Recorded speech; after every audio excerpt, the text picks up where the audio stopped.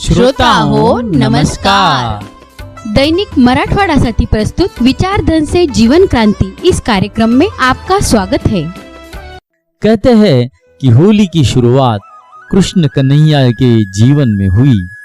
दरअसल उनका जीवन ही एक रास था, रस की फुहार था। बचपन से लेकर अंत तक वे अपने जीवन से प्रतिपल यही संदेश दे रहे थे कि जियो जी भरकर, मौज मनाओ, जीवन में रंग बिखेरो। लेकिन ऐसा नहीं कि वे जीवन को उत्सव की तरह लेते हैं तो काम नहीं करते हैं। काम तो करते हैं, लेकिन काम भी उत्सव के रंग में रंग जाता है। उनका कर्म भी नृत्य संगीत में डूब जाता है। कृष्ण का अपना जीवन देखे तो उन्होंने खेल खेल में जितने बड़े काम किए हैं शायद ही किसी गंभीर व्यक्ति ने किए हो। दुनिया आज तक उनकी महिमा गा रही है। महाभारत जैसे महायुद्ध के मैदान पर अर्जुन को जो गहन उपदेश दिया वह भी ऐसे मानो गीत गा रहे हो। इसलिए उनके उपदेश का नाम हुआ भगवत गीता, यानी भगवान का गाया हुआ गीत। क्या धरती पर कोई भी ऐसा अध्यात्म शास्त्र होगा जो गाया गया हो? इसलिए आश्चर्य नहीं कि कृष्ण के जीवन की घटनाओं से होली गहनता से जुड़ी है।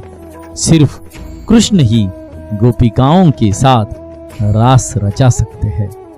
भर पिचकारी आती जाती ग्वालिनों को रंग में भिगो सकते हैं।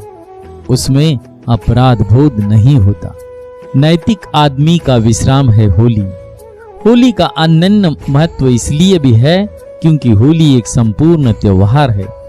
इसमें अशुभ का दहन है, दुर्भावों का रेचन है, गालियों की बौछार है, रंगों की बहार है, प्यार की पिचकारी है, लेकिन साथ में बुरा न मानो होली है कि सीना जोरी भी है, यानी हम वार करें और आप उब भी न करें।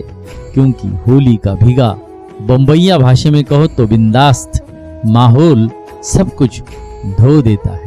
सब कुछ धो डालने के लिए ही तो है होली का पर्व। यह उस समय बना जब कायदों की पकड़ ज्यादा थी। ओशो का नजरिया है कि हिंदुस्तान में जितने भी उत्सव है उनमें होली सबसे मनोवैज्ञानिक है। जो लोग मन की जटिलता को जानते थे उन्होंने देखा होगा कि आदमी बहुत अधिक बंधन में जिए तो उसके भीतर एक तनाव पैदा होता है।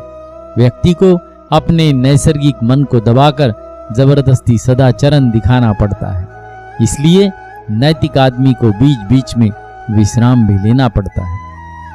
होली नैतिक आदमी का विश्राम है। उसी विश्राम में उसकी अनीति प्रकट होती है, लेकिन उत्सव की तरह। होली में दी गई गालियों का बुरा नहीं मानते। अब यह शास्त्र सम्मत है, समाज सम्मत है। जो बेहूदगियां उसने साल भर नहीं की अब वो मजे से कर लेता है। जैसे होली का पुतला ही जला दिया। पुतले के साथ अपना क्रोध और दुश्मनी भी जल जाती है। मन में घुमड़ते हुए भावों का निकास स्वस्थ जीवन के लिए नितांत आवश्यक है।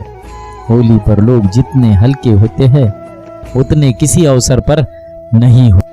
मित्रों, तो होली की शुभकामनाएं आपको देते हुए मिलते हैं कल एक नए विचार के साथ। तब तक खुश रहे, सुखी रहे।